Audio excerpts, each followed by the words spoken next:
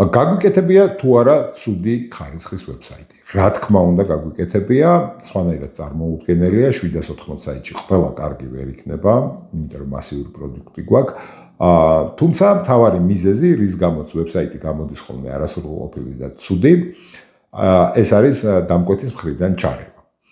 და ჩვენთვის არ დაჯერება. მაგალითად ავიღოთ არასწორი სტრუქტურა და ბევრი გვერდები. ჩამასმევინებენ ჩვენი გუნდის ფოტოს, თანამდებობას და ასე შემდეგ, მცირე ინფორმაციას, შედიხარ 3 წლის მერე ვებსაიტზე და იქიდან ამაყად გიყურებს ჯონ დო და ტექსტად წერია ლორენ იფსუმ. მეორე ასევე საკმაოდ მნიშვნელოვანი თემა, ეს არის ზედმეტი ენები. ხშირია შემთხვევა ასევე, რომ მოდი გავაკეთოთ ქართულიც, რუსულიც, ინგლისურიც, მოდი ფრანგულიც ხوار დავამატოთ და შედიხარ ასევე 1 წლის მერე და სავსეა ლორენ იფსუმით, გერმანული, ინგლისური ან ფრანგული ვერსია. რაც ასევე მომხმარებლის მხრიდან იწვევს დაუსრულებელის შტაბეჭდილებას და ასევე ძალიან ცუდია კომპანიისთვის და მესამე ძალიან ყველაზე მნიშვნელოვანი ალბათ, როდესაც დამკვეთი ერევა დიზაინში.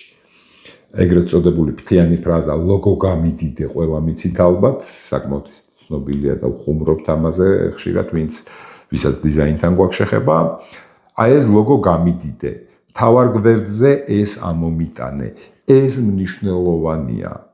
აი საშინელ შედეგს იძლევა და ხშირ შემთხვევაში აფუჭებს ვებსაიტს პირდაპირ კეთყვით, იმიტომ რომ ჩვენ ამას რა ამოვიტანოთ თავარ გვერდზე, სად ჩავსვათ search-ი, სად ჩავსვათ ლოგო და როგორ დავაკომპლექტოთ თავარი გვერდი თუ ესა თუ ის გარდამავალი გვერდი, ამას ჩვენ ვსწავლობთ. და როდესაც დამკვეთმა იცის რაღაცა პროდუქტი როგორ გაყიდოს, ეს არ ნიშნავს იმას, რომ იცის როგორი ვებსაიტი უნდა გააკეთოს. თუ გინდათ რომ თქვენი ვებსაიტი იყოს მოწესრიგებული, გამართული და სწორად აწყობილი, ტექნიკური დავალებიდან დეველოპმენტამდე დასრულებული, შემოდით ჩვენს ვებსაიტზე, გაიცანით ჩვენს ვებ სერვისებს, ასევე სხვა სერვისებს, დაგვიკავშირდით, დაგვიკვეთეთ ჩვენ მოგემსახურებით. და რა თქმა უნდა, არ დაგავიწყდეთ სოციალური მედიის გამოწერა. დიდი მადლობა.